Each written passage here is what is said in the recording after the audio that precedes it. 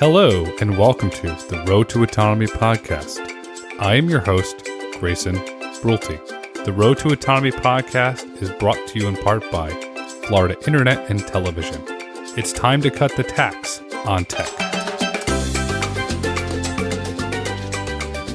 Hello, and welcome to the Road to Autonomy. I am your host, Grayson Brulte.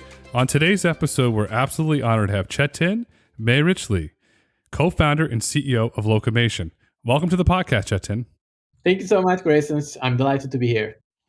I am super excited, and I hope I did an okay job pronouncing your name, and thank you for the coaching. You nailed it. This is awesome. You were born and raised in Istanbul, Turkey. What was it like growing up in Istanbul, and what did you learn? I was a very curious child. I remember my childhood very, very fondly. I have a brother 5 years younger. He happens to be our CTO at Locomation. So we ended up doing a lot of things together. So maybe I'm just going to talk about both of us. We had a pretty good childhood. I mean, we didn't have money or the resources, etc., but we were very curious. And curiosity was something that was particularly promoted in our family. Istanbul is a giant city. It is, with official numbers, I think they have around 15 million people. I think the unofficial numbers are a little bit over 20. So a lot of my life there, which I spent about 3 decades, was mostly dealing with day-to-day grinding of the life, like just getting from point A to point B has always been a hassle. And maybe it's subconsciously it's even impacted me. Now I'm thinking everything in terms of how can we get anything from point A to point B efficiently. It was wonderful. It's a different culture, of course, than US. And I'm a children of 80s. So everything was new. Everything was very optimistic. The space age, computers, everything was happening. A lot was happening. And to the best I could have my hands on them. I was trying to learn everything. I was an avid reader as a kid. I spent most of my time reading instead of, going and playing outside. So maybe I learned to learn. Maybe that was the thing. I learned to, and then that was, again, instilled by our family. Always ask a question. Oh, so here's this word.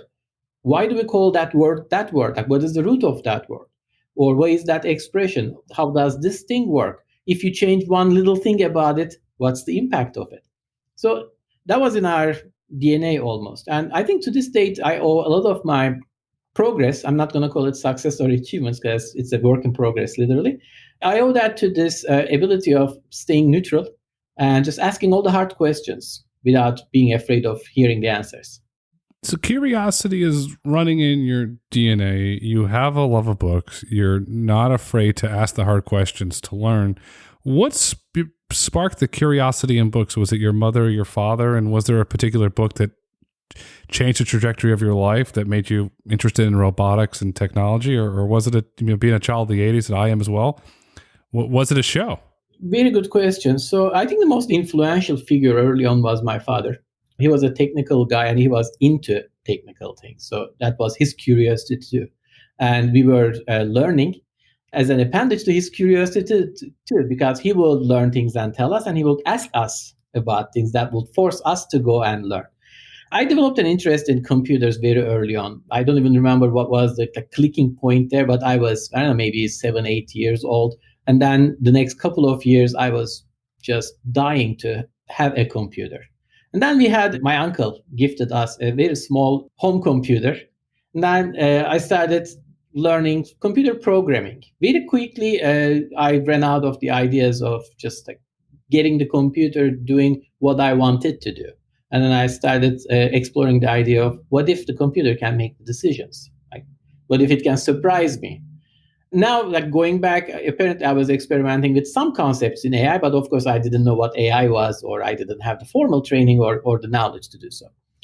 So that was maybe the beginning of my interest in intelligent machines, or machines kind of making decisions on their own. For robotics, a couple of years fast forward, I believe it must have been 1991 or 1992. So I was 14 or 15, pre-teens or early teens, if you will. So I was pretty proficient in computer programming at that time. I was reading a kind of popular science equivalent of Turkey, and that was a staple in our household. My dad religiously would buy that. There was an article about a robot project at MIT by Rodney Brooks, whom I had a privilege to meet much later in my life, and he's like a prophet to me. The article was about this six-legged robots somehow learning to walk by themselves. And I remember reading that article. It was just like a couple of sentences around that self-learning, but I spent maybe a couple of weeks thinking about that. How come a robot does something in the real world and learns? Like, you don't program it, it learns. What does it mean to learn? That going back now, that was my first real question around like, oh, like robots are real, they are learning, and there are people working on that. Fast forward several more years, I was in college and I was browsing the early internet, and I stumbled upon another robotics project about robotic ants, little wheeled robots simulating the ant colonies, and they are looking for food and they can send each other messages around like, I see food. I said, wow, that's interesting. These are not just intelligent of their own, but they are intelligent as a swarm. So that's a wonderful thing. I got to do this for the rest of my life. So I kind of decided, and I started looking at who are these guys. And that was from Rodney Brooks's lab. So I said, oh, okay, that's interesting. Do I go there? Is that MIT? Like that's where I should go. Where else I can go? So I started doing a little bit of research, and I stumbled upon this funny looking name, Carnegie Mellon. It's like a fruit. I haven't heard Carnegie Mellon before. It's in a city called Pittsburgh. I haven't heard before. And at that very moment, it must have been early 2000s or maybe 2000. I said that, yeah, I have to go to CMU. That's just where I have to be at. Of course, the real life progress is a little bit slower. So it took me actually several more years to get there. But I did. When you enrolled and moved to America in 2009 at CMU, did you ask yourself, what does it take to learn? Because that's a very powerful statement. You're at an incredibly world-renowned research center. You're thinking from early on as a child, what if a computer could make decisions? What if a computer could think? And you're going to this world-renowned research center. Was this all bundled up in a sense of joy, or was there some nervousness in there because some of the history and the professors that teach there? I guess I just wanted to be part of that history. I wanted to just learn from these guys.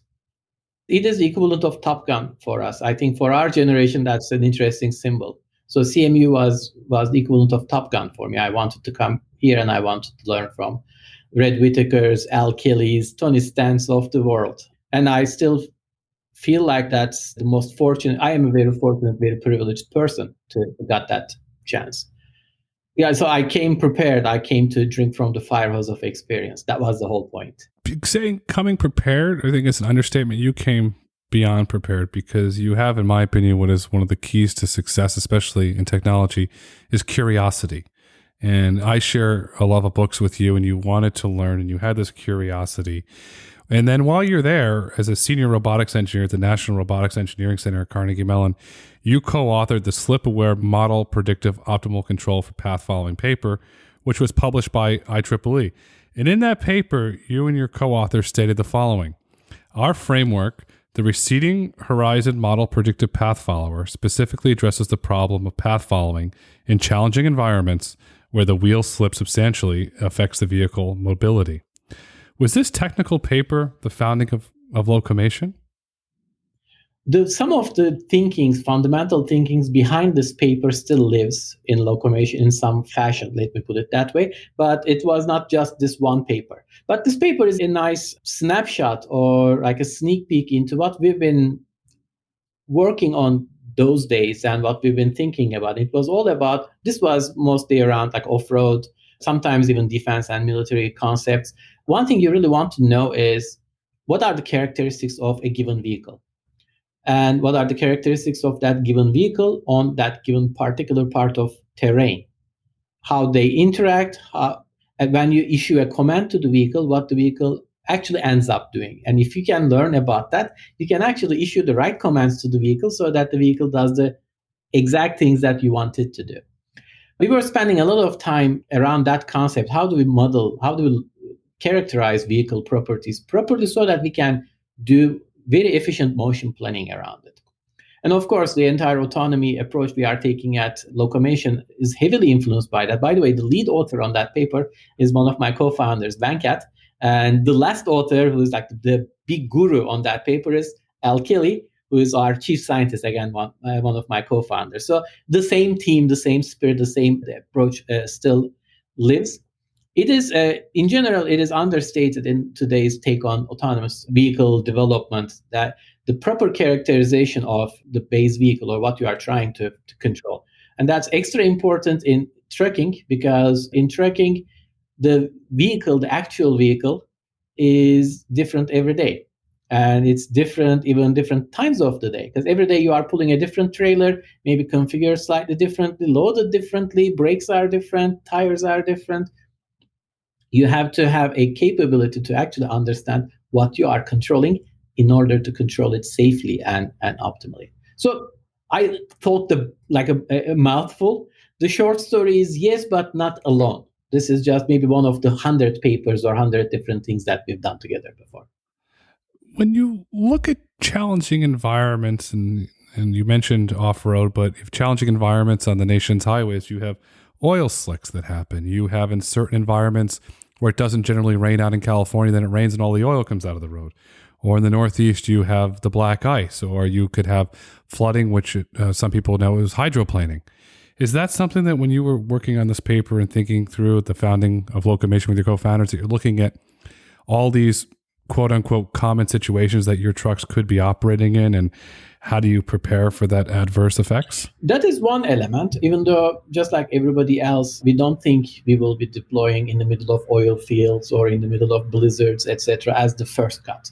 So eventually we'll get there. These are harder to, technology development maybe is not the long pole there, but the actual validation and generating a proof of safety is going to take longer. In short, yes, like everything, you can bundle everything up and say that, well, there are very interesting things that will go on the roads and as part of the vehicles that we will have no control of and no prior information of. So there has to be a way of figuring out what is what, figuring out what are the capabilities in that particular time period. So this, you can think of it almost as real time, or like very frequently along the journey, you need to be almost recalibrating your understanding of your system.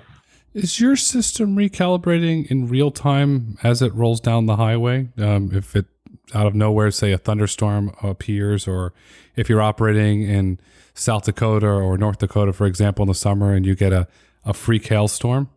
Not today. Not today. Today is still some pre-calibration. That's why when we are testing, we are still being very, very structural and we're very religious about our ODD. We basically define our ODD well ahead of time, and we say that we will only operate when we are inside this ODD. When outside, we'll just switch to manual. So not today, but that's the aspiration. And that's the possibility that we know how to build. Of course, we have to see beyond prototyping or beyond experimentation, what it takes to actually make it reliable and robust enough to put it in a product. So that's sometime in the future, but that's where we are going. We all know that autonomous trucking level 4 is coming at some point, and you're sitting there, I could imagine, with your co-founders of the year 2018. The autonomous trucking market is starting to mature. Some consolidations happen, some transactions. You weren't deterred. You weren't nervous. You came out and publicly announced Locomation to the world. Why? What did you see in that maturing market? We were not deterred, but we were actually nervous. We were scared to death. And that's just normal because you are about to enter into a race where there are, quote unquote, more established players. Like there are no incumbents, and to this date, that's true. AV is an industry where there are no incumbents. There are only companies of different sizes and have been operating for different time periods and maybe have prototypes, etc., at different stages, but nobody has a real product, so there is no real incumbent. That was the case back then too. There were a bunch of very well-funded group of very clever people. But we looked at the way everybody has been doing things and we said, oh, there is a pattern that everybody seems to be effectively applying the same playbook and out-execute each other. But is that the right playbook? And then we realized that there is another playbook. I'm not going to call it the right or wrong playbook, but there's a different playbook that we saw light in. And we said, oh, we will try this. This is still scary because, again, there is like big money out there, groups of clever people out there, but we think we can do it differently, and we think we can do it more efficiently and faster, and prove that another take on autonomy is actually possible. So you're late to the party, in your own words, and you've been quoted recently stating the following: being fashionably late to the party is always the key to success, if executed properly. This is our North Star at Locomation. Please talk about that. Cliches do exist for a reason, right? So maybe I'll be cheesy for a couple of seconds. So Xerox Sparks was the first group to actually prototype user interfaces and mice, etc. But Apple was the successful one. Alta Vista, Yahoo, etc. were search engines before Google, but Google got something right, something different, and something right. Facebook was not the first social media, but they were fashionably late to the party for their time. They did something quite differently, and they got it right. I mean, eventually the implications of social media, this is a serious conversation. It's hard to say that they actually did something absolutely right, but from a commercial success point of view, that was enough for them to be successful. So we always see it this way, but this is actually the first half of the equation. The second half is equally important. It's important to observe a field playing out for a little while and try to learn from the actions of the others. That these could be good decisions and these could be mistakes or mishaps, and you learn an awful lot in all cases. We believe, know-how is very valuable, right? We all believe in know-how, and we are trying to put as much know-how together as possible. What's more underrated is negative know-how, as I call it, or know-how not to. You learn an awful lot by just like looking at how other people are trying things and whether it's working or it's not working. By being fashionably late to the party, we didn't lose the entire window of opportunity. We got our feet into the game at the right time, but we got to observe what others are going after. It could be the overall market, it could be go-to-market strategies, it could be technical approaches, or a combination. And see whether that makes sense, whether we can compete there, or whether we should go a different way. That is only possible, though, if you are one of the OGs of the original party. So we actually have been doing this for literally decades. We've been living and breathing autonomous robots and autonomous machines and self-driving vehicles in a broader sense way before they were cool. So when we were late to this particular party, we had this all background experience and expertise and know-how not to, as a lens where we can actually look at the environment and evaluate every other competitor's or every other company's actions.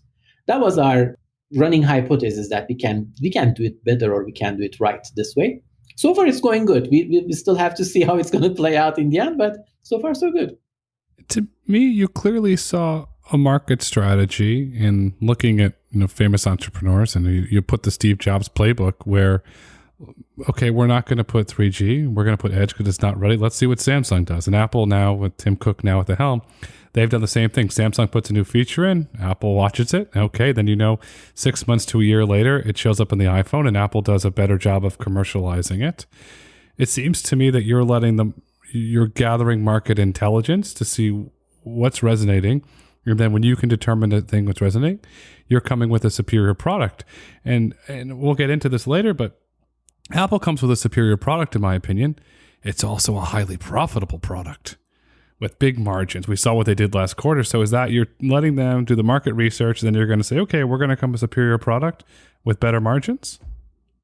Yes. I mean, you have to, again, one of the early decisions we made is that we all come from technical backgrounds and we all love building robots, love building autonomous vehicles, but this is not just a technical play. Even though your brain forces you to think that way, that this is your sledgehammer and everything else is a nail. In reality, to build a successful company, you have to think everything in the same pot. There is a go-to-market, there is the target market, there is the customer profiling, there is your partnerships and sourcing some of your technology. There are hundreds of buy versus build decisions, etc. You have to look at everything at the same time almost, and everything has to start with this very basic question: does money want to buy your product?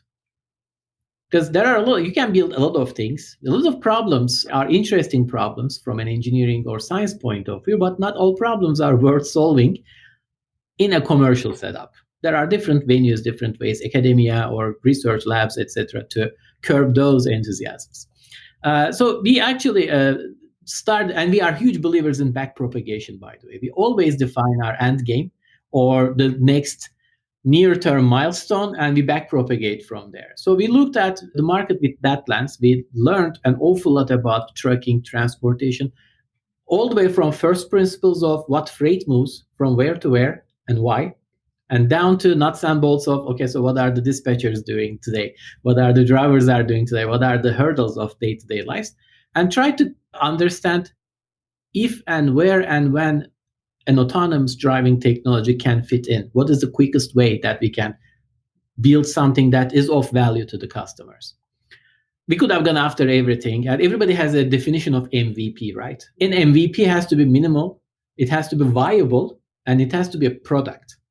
Our version of that happened to be our human-guided autonomous convoying as the first set. It's not an end game, it's not a terminal goal. That literally came out of our multidimensional analysis of business, go-to-market, partnerships. Okay, so let's do this as a retrofit kit. Let's sell this to the large fleets first. And then over time, of course, everything is going to change. It's going to be more integrated. It's going to be available to smaller fleets. It's going to be maybe shippers will come into the play, etc. too. But your beachhead has to be one thing. And we decided what that one thing for us after this really meticulous analysis of the landscape. But what you have too, that you're not giving yourself enough credit for, and I'm going to give you credit for it, you have a brand. And there's a really great story behind the Locomation brand. Could you share that story with our audience, please? Well, every time we talk about what we are doing at Locomation, yes, we are doing semi-trucks, autonomous trucks, convoys, etc. But when you actually take a step back and look at why Locomation, what is the name, where did the name come from, there are two things maybe to be said about that. One is, it actually is our grand vision hidden in plain sight. Locomation is the combination of locomotion and automation. So we are basically eventually interested in making any kind of movement autonomously. It doesn't say convoying, it doesn't say semi-trucks, it doesn't say ride-sharing, it's moving autonomously. But that's, again, we don't even talk about what that might entail 5, 10, 20 years down the road. So that's one end of it. And how we came up with that and why that name stuck with us and how did we even come up with that is a little bit nerdy. It's a tongue-in-cheek geek story. I actually wrote a little script that parses a dictionary and it creates this.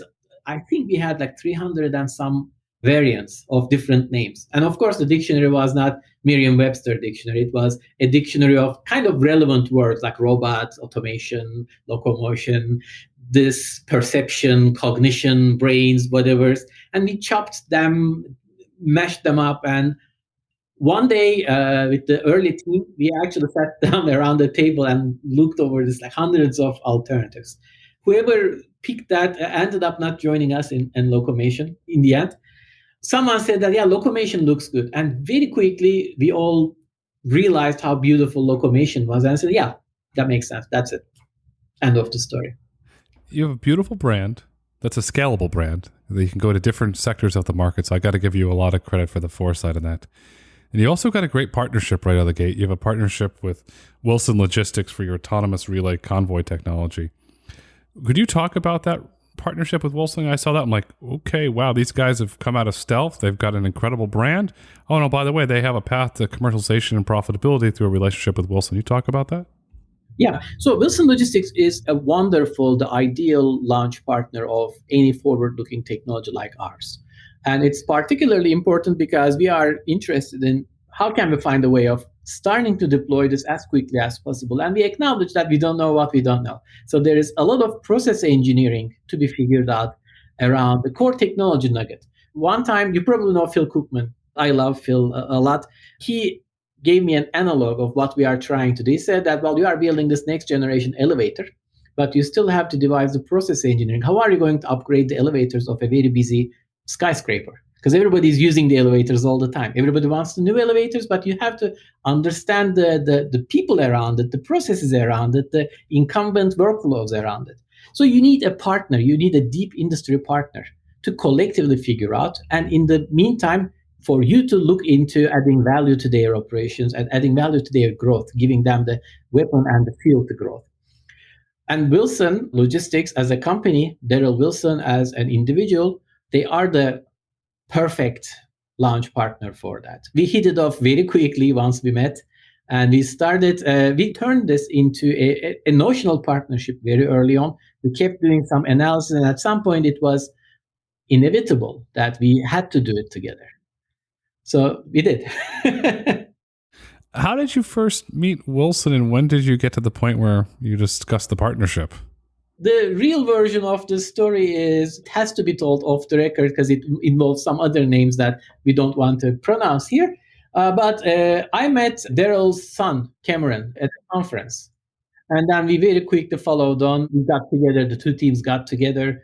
We reviewed the concept at the high level. And again, it was an immediate fit. And rest is history. No, that's fantastic. And we'll have that conversation offline.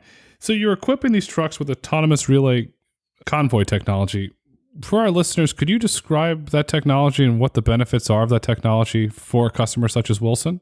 Sure. So to revisit the earlier point, it is all about finding the MVP. And an MVP has to be applicable, it has to be meaningful, and it has to have ideally a low friction in implementing it at the customer side. So after, again, much analysis, we decided human-guided convoying is the first prudent and safe way of deploying full autonomy in a very constrained fashion. And furthermore, autonomous relay convoy, which is a two-truck, two-driver concept designed for long-haul routes, is the perfect beachhead for it. And by long-haul routes, I mean about 1,000 miles a day. It could be 1,000 miles one way, or it could be 500 miles round trip. And granted, it's not applicable to every single route. It's not applicable to every single load. But when you look at especially a traditional over-the-road truckload carriers operations like Wilson's, you see enormous amounts of possibilities there. The way the system functions is you have two trucks and you have two drivers. Two trucks and two drivers. The drivers drive the trucks manually when they are first leaving the depot and when they are going through the surface streets. And the autonomous convoy system is engaged only when they are in the interstate and in formation. At that point, once the system is engaged, the driver in the front truck remains in control, basically becomes in charge of the entire convoy.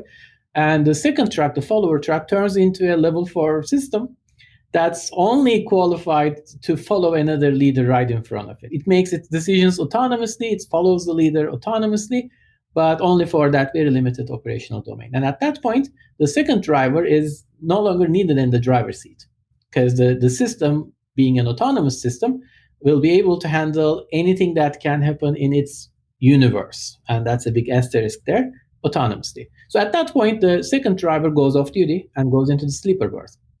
The convoy in this formation, one guy effectively driving two trucks, go for a few hundred miles or a couple of hours.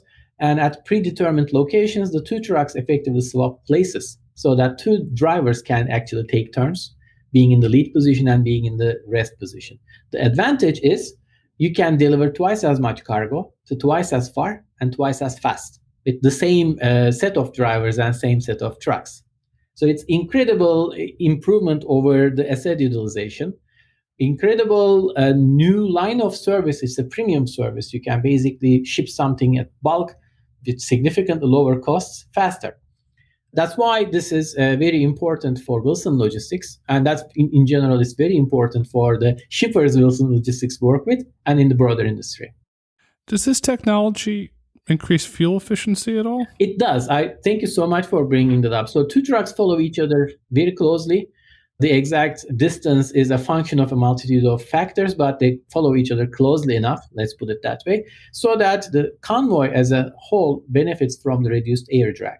The lead truck ends up saving around 4 or 5%, and the follower truck ends up saving around 10% or so. These are from sheer aerodynamic efficiency. And on top of that, of course, by controlling the trucks more gently, you can shave a few more percent points in fuel reduction through autonomy. But just with the aerodynamic efficiency part is on average 8% less fuel savings, which is a very nice addition on top of the resource utilization efficiencies. That's incredible now as the fuel prices are going up. The American Petroleum Institute is predicting, an increase in fuel prices. So if you're going to a partner such as Wilson or as they call Acme Logistics to be able to save fuel is a huge advantage, especially in the economic climate we're in now and where we're going with the oil markets. Where are your trucks currently testing today? So there are different kinds of tests that we are doing. We actually have a bunch of different locations that we've tested, and we are planning to test further. And in fact, in the rest of this year, we would like to bring more structure in the way we are testing, effectively forming a testing pipeline that starts with, of course, your simulation systems, hardware in the loop systems, etc., going to the test track, going to the local routes, and then eventually released for some customer pilots when and where it makes sense. Region-wise, obviously, we've been testing in Pittsburgh, we've been testing in Ohio, we've done some demonstrations with Pittsburgh, Ohio, Michigan, Smart Belt Coalition. We've tested in Oregon, tested in Idaho, tested in Texas, tested in Louisiana, and a bunch of other states are also up and coming in the next several months.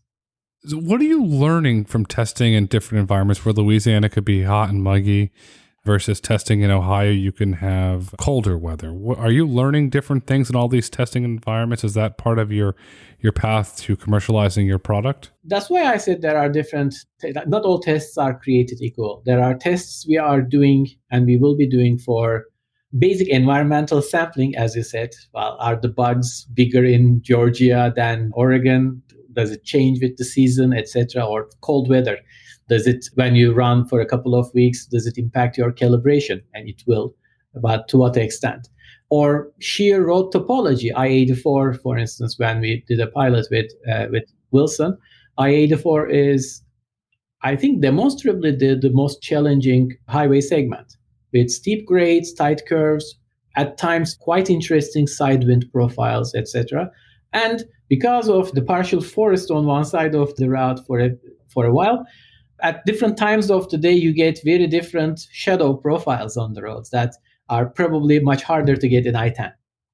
So we learned about all of these environmental things, and we learned, of course, unlike maybe some other colleagues in the field, we are interested in long-haul stuff. So when we do a test, it's like a 10-hour, 11-hour test. We do 500 miles every day. Longevity also gives us some sort of endurance test. It's not the equivalent of the aging tests that you have to do for months and months, but it still gives you a flavor of what kind of extra problems or challenges might appear when you keep using a system. Are shadows an edge case? When you first see them, yes, but the textbook definition of edge case, they are not edge case because they are guaranteed to happen. So they are kind of part of the game. But the particular characteristics of shadows can actually play really interesting tricks.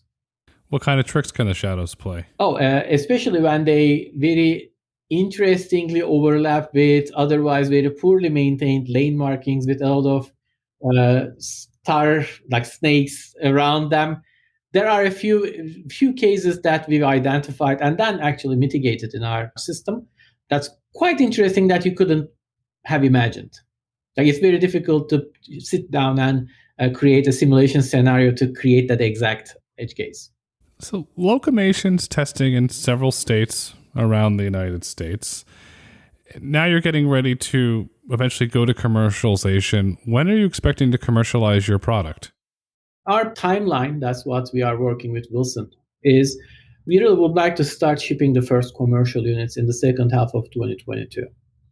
Our notional timeline is August, and we are working really hard to hit that timeline. But a few hundred units, we really would like to get out of the door in the second half of 2020. And it's going to be limited to a few hundred units, by the way. We are not going to deploy thousands in one shot because there is no such thing as a perfect first-time product. There will be things that we will have to keep an eye on, and it's much easier to keep an eye on a few hundred units than a few thousand units. But come 2023, that's when the big spike is going to happen. Of course, we're going to keep deploying with Wilson. We're going to do several more hundred units with Wilson, but in general, we are planning to do a few more thousand units in 2023. And fast forward a couple of years, by the end of 2025, our aspiration is to have over 15,000 units on like a daily use around the country. Will those first vehicles, will those be deployed in Oregon where Wilson's headquartered, or those be deployed in multiple states around the United States? It's going to be multiple states, but of course, obviously, the Oregon Nampa is an important supply chain corridor. That there's a lot of freight that we know is happening there. There's a lot of southern states like Texas and surroundings opportunities. Obviously, Northeast is a very big opportunity, but we don't know if the ODD qualifications will be there for the first year or so. And of course, California is a very big opportunity, and we can go test in California to some extent, to a limited extent, but the commercial deployment path is not there. So what we are doing is we are constantly applying a Swiss cheese model. So there is a regulatory element, there is ODD factors, and then there is business elements. Again, not all lanes are worth automating. And when you put all these like layers of cheese, you look for the longest hole there, and there is your opportunity. We are prioritizing those lanes. When you're prioritizing your path to profitability, when do you expect to achieve profitability? Will it be in 2030? I mean, when do you expect to be fully sustainable company? We will be optionally cash flow positive by the end of 2023. But again, like the optional part is important there, because that is when you look at the unit economics of this beachhead, the initial autonomous relay convoy product. And that's just one of the many steps to follow. So, of course, we are not going to turn any profit in. We will keep investing into the technology, and we will look for ways to accelerate our longitudinal product development. Like, can we pull some of these next phases early on by investing prudently? And also laterally, can we expand globally earlier than we expected? But we need to have that optionality first. It's impressive because we spoke offline prior that you have cash management skills. You understand how to run a company. You're not saying, hi, I'm just a technologist and an incredible technologist, and I'm just going to build whatever. You have business chops and you understand what it takes. You understand burn rate. So I have to give you a lot of credit for properly managing expectations in the industry, properly managing your balance sheet, and preparing your company along with all of your employees and partners for great success in the future. And I'm sitting here, we're having this incredible conversation around technology. We dived a little into economics. I'd love to get your opinion. What is your opinion on the current state of the autonomous trucking industry? I think as an industry, we are still small, a handful of players. I'm talking about North American markets. There are maybe a few offshoot international players there. We are still very small. It's a small circle here. In general, the outlooks are very good. I think now a couple of things are very clear to the broader public, that autonomous trucking is a very good opportunity, and arguably the first real commercial opportunity for automation, for deploying self-driving vehicles. That was very apparent to us. Obviously, that was very apparent to some other trucking-focused companies. That was not very apparent to some other more horizontal companies, but we see some of them are almost exclusively pivoting into trucking recently, which is nice to see. It increases the competition, but it also brings legitimacy, right? So you don't want to be the one lunatic just like screaming that this is going to happen, but nobody joins you and nobody believes in you. So it's very early for any of the individual companies to really feel the competitive heat, although that's coming down the line. I think there are still a lot of questions and hypotheses and maybe limited thought experimentations around the right business models, the right go-to-markets. And these are big decisions. Again, if you don't get them right, or if you are not lucky, there's always a portion of luck there. Let's not get carried away with survivorship bias all too much. These are ultimately company killers. The graveyards are full of companies with great teams, great ideas, but wrong go-to-market or wrong business model, or a combination of all. I don't think it is very clear to everybody that there are very, very apparent right go-to-market strategies, and there are very apparent wrong go-to-market strategies. I'm not going to name them. Obviously, we believe in certain things, and we believe our go-to-market strategy is one of the right ones, etc. There is a lot in the next year or two. I think we are getting to a point, unless everybody starts pushing things out again, because it's always in the next 5 years. It's a joke that's getting a little bit old because I keep saying the same joke, but it's like my exercise routine. I always start next Monday, and Elon always deploys 1 million cars by the end of this year, whatever that year is, and Too Simple is always 2 years away from removing the safety driver. So And that's like always shifting. I never start exercising, and the other guys are still working hard on their promises. I think in the next 2-3 years, though, some of the excuses that everybody has been relying on, like the lack of proper hardware support, the lack of proper industry awareness, the lack of regulatory support, etc., are waning a little bit. So now we don't have the regulatory thing completely solved, but we have way more than what we had 5 years ago or 10 years ago.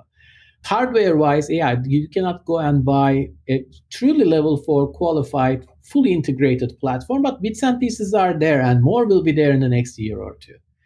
So we are actually getting close to answering the hard questions. Like, are you solving the right problem? Are you solving the right problem the right way? And we will see more delineation in the landscape in the next 2 years, because not everybody is focusing on the right parts of the problem or focusing it the right way, in my opinion. That's a very valid point, because that brings up a term that I'm self-proclaiming that I coined it with the great pivot to trucking, where companies and engineers were focused on dense urban environments have now said, wait a second, there's no path to profitability. We've got billions of dollars investor cash and we got to find profitability. Let's go into trucking. When you speak with yourself, and I speak with engineers that have been working on this problem, both inside of the large truck manufacturers and startups, that said, this is a different problem to solve. You can't create a universal driver to go in a dense urban environment to then drive on the highway. And your experience with that paper and the different terrain, there's a lot of different things that have to be solved. So thank you for pointing that out, because that's going to be really interesting as these companies say, oh, there's money here, and they fall by the wayside as they realize that it's a lot harder problem to solve unless you have the right engineering skills. And Çetin, as we look to wrap up this insightful conversation, what would you like our listeners to take away with them? Because I've truly found this conversation interesting and insightful.